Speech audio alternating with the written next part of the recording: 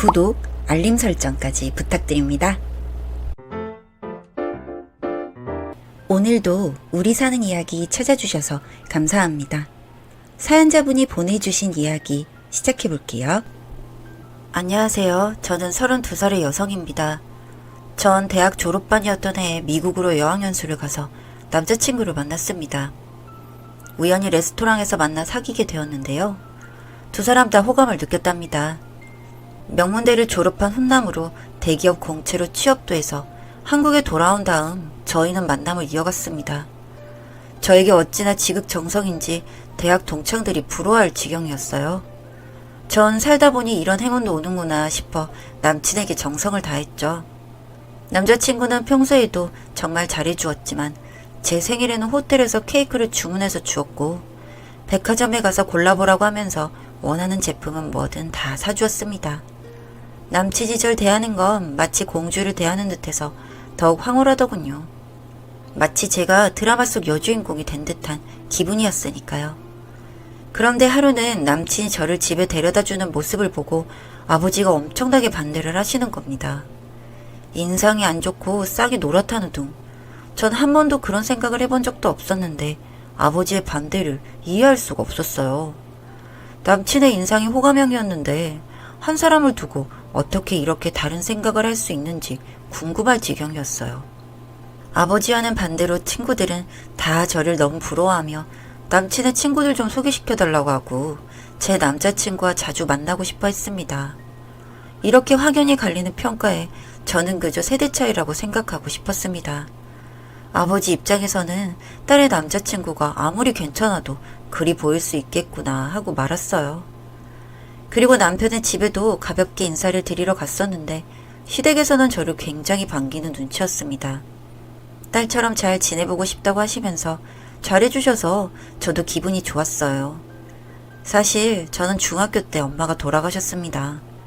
그래서 나름 엄마의 정이 부족한 애였기 때문에 이렇게 좋은 분이면 앞으로 엄마라 생각하며 살아도 되겠다고 생각했거든요.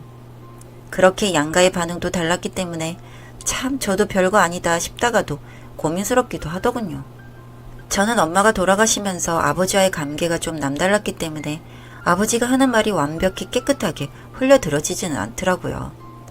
정식으로 인사를 드리러 가서 남친이 집에야 무릎을 꿇고 결혼하겠다고 했을 때 조금 더 생각해보자는 식으로 말씀하시고는 남친이 집으로 돌아가자 저에게 이야기를 하셨습니다. 저놈 눈빛이 안 좋아. 네가 그렇게 좋다니까 할 수 없이 허락은 한다만 혹시라도 속썩이면 짐 싸서 집으로 와. 라고 아버지는 정색을 하며 말씀하셨습니다. 그래도 그런 생각도 잠시 사랑의 힘은 의외로 컸고 전 그 말에 어떻게든 잘 살아보겠노라고 다짐을 하고 결혼식을 올리기로 결심했습니다. 그렇게 결정하고 나자 아버지는 아파트를 마련해 주시겠다고 하셨습니다. 부모님의 마음은 이런 건가 싶어 저도 가슴이 뭉클했고요. 그런데 아파트를 주시면서 하시는 말씀이 사위에게는 그동안 벌어놓은 돈과 대출 받은 것으로 그렇게 얘기를 하라는 겁니다. 왜 그래야 하나 싶긴 했지만 결혼을 허락해 주시고 집까지 주시는데 당연히 그 뜻을 따랐습니다. 저희 아버지가 집을 해준다고 하니 시댁에서는 더욱더 절 예뻐해 주셨고 저희는 그렇게 결혼식을 올렸습니다. 그날만큼은 정말 행복한 줄 착각하고 남편의 모든 점이 다 만족스러웠고 사랑스러웠죠. 신혼 때 자주 다툰다고 하는데 저희는 그렇지 않았습니다. 하루가 아까울 정도로 착 붙어 다녔고 늘 웃으면서 생활했었죠. 그런데 어느 날 주말 드라이브를 나가서 차를 마시던 중에 얘기를 나눴습니다. 급여에 대해서 묻고 재테크를 시작해야 되지 않을까 하는 저의 질문에 살짝 머뭇거리다가 대답을 하는 겁니다. 저는 당연히 호응해 줄 것이라 생각했는데 솔직히 적지 않게 놀랐어요. 급여를 다 주진 않겠다고 하면서 자기 얘기를 들어보라고 하는 겁니다. 남편은 신혼살림을 시작하면서 자신은 용돈을 받지 않고 생활비를 주겠다고 하더군요. 그리고 제가 버는 돈에 대해서도 터치하지 않겠다고 하면서요. 그리고 나서 살면서 차차 합쳐가자고 했습니다. 갑작스럽게 모든 걸 변경하게 되면 더 혼란이 올 거라면서요. 그 이야기에 뭐 틀린 소리도 아닌 것 같고 어차피 아이도 없고 하니 그렇게 하자고 했습니다. 그렇게 몇 달은 얼마씩 꾸준히 받았는데 갑자기 어느 날부터 생활비를 줄여서 주기 시작했습니다. 전 당연히 왜 그러냐고 물었고 자격증 시험을 봐야 하는데 수강료도 들고 교재비도 많이 들어서 당분간만 이렇게 주겠다고 하더군요. 솔직히 기분이 좋진 않았지만 그렇게 하라고 했죠. 그렇게 시간이 흘러갔고 이제 2세 준비도 해야 할 것 같아서 남편과 이야기를 했습니다. 제 나이가 적지 않은 편이다 보니 임신을 준비하느라 여기저기 산부인과 병원을 다니곤 했는데 서운하게도 한 번을 동행을 안 해주더군요. 생각해보니 저만 애를 갖고 싶어 하지 남편은 별로 서두르는 느낌도 없었던 것 같고요. 그게 이상한 건 아니지 않나 하실 수도 있지만 이상하게 묘한 기분이 들었습니다. 여자의 육감이라는 게 있잖아요. 결혼 전에 연애할 때는 그렇게 저만 바라보고 하늘의 별도 따다 줄 것처럼 그러던 사람이 점점 변해가는 것을 몸으로 느껴지기 시작했습니다. 계속해서 임신을 하려는데 실패하자 저는 남편에게도 불임 검사를 받아보길 권유했습니다. 그랬더니 그날 이후로부터는 아예 술에 취해 매일같이 늦게 들어오기 시작하더군요. 어디서 이렇게 술을 마시고 오나 한 번은 너무 궁금해서 평소에는 절대 안 하는 짓을 하게 되었습니다. 씻고 있는 중에 남편의 폰을 들여다보게 된 것이죠. 그런데 세상에 저는 그곳에서 충격적인 것을 보고야 말았습니다. 그동안 얼마나 많은 여자와 놀아났는지 그 내역들이 쭉 나와 있더군요. 간도 큰 게 제가 볼 거란 생각은 안 했는지 뭐 하나 지우지도 않고 말이죠. 그동안의 의심들이 확신이 되었고 저는 폰을 열었으니 빨리 증거를 남겨야 한다는 생각에 캡처를 해서 제 폰으로 옮겨 놓았습니다. 그렇게 그날부터 저는 증거를 모으기 시작했습니다. 집 컴퓨터에 남편 본인 인증서가 있어 열어보니 카드 이용 내역이 주르륵 뜨는데 대부분 단란주점 룸사롱, 게다가 성매매 내역까지 굴비 엮듯이 올라오더군요. 자격증은커녕 학원비 결제 내역은 그 어디에도 없었습니다. 아주 제대로 속은 거였죠. 제가 순진했다는 걸 직감했습니다. 저에게 생활비는 줄이면서 그 돈을 다 유흥비로 완전 탕진하다니 정말 어이가 없었습니다. 그때 생각났어요. 문제가 생기면 언제든 짐 싸서 아버지에게 오라는 말이요. 전 증거를 다 출력해서 싸가지고 아버지에게로 갔습니다. 가던 길에 어찌나 눈물이 나던지요. 겉으로는 그냥 그런 할아버지처럼 보였겠지만 사실 저희 아버지는 부동산과 건물을 나름 소유하고 있는 알부자셨습니다. 아버지는 그동안 남편이 자신의 재산을 알게 되면 뭔가 골치 아파질까봐 내내 숨겨오셨거든요. 아버지의 촉이 정확했던 거였죠. 아버지에게 이야기를 했더니 안 되겠다. 이놈을 가만두면 안 되겠다. 너 나중에 뭐라고 말리지 마라. 전면전으로 밀어붙이는 거요. 라고 하시더군요.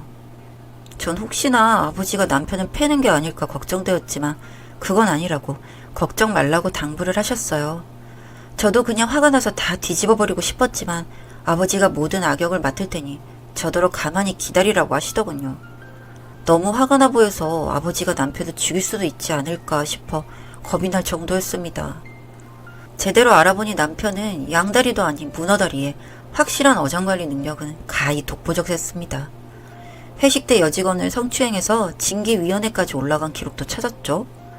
한마디로 싹이 노란 남자를 저 혼자 믿고 결혼까지 했던 거죠. 왜 아버지의 그 말을 듣지 않았는지 정말 과거를 모두 돌이키고 싶은 마음뿐이었지만 이제 와서 뭐 어쩌겠어요.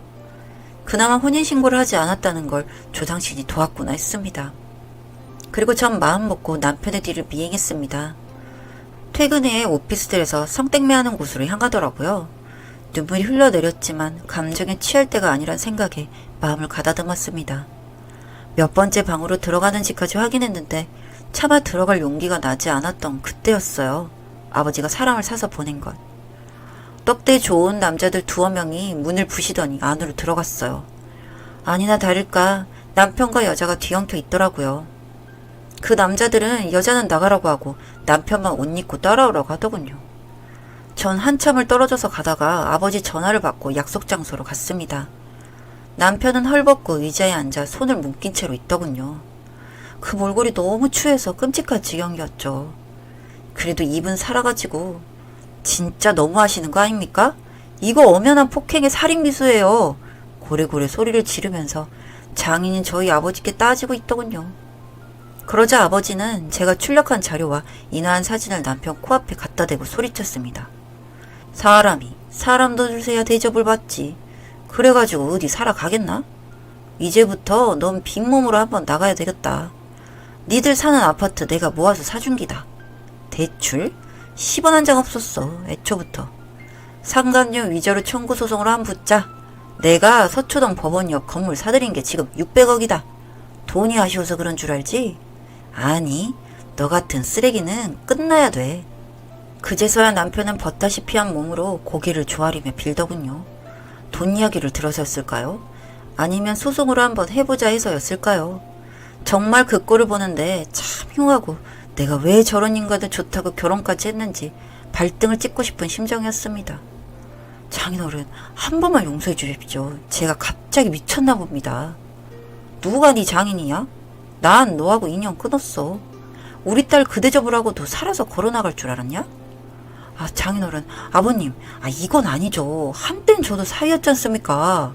새로 태어나는 마음으로 열심히 살겠습니다. 제발 좀 봐주세요. 남편은 눈물에 콧물까지 줄줄 흘리면서 저와 아버지께 빌고 또 빌었습니다. 아버지는 신혼집에서 남편을 내쫓았고 남편은 회사에까지 찾아가서 더러운 행적들을 낱낱이 이야기하셨습니다. 그래서 그 회사에서 남편은 아주 유명한 사람이 되었고요.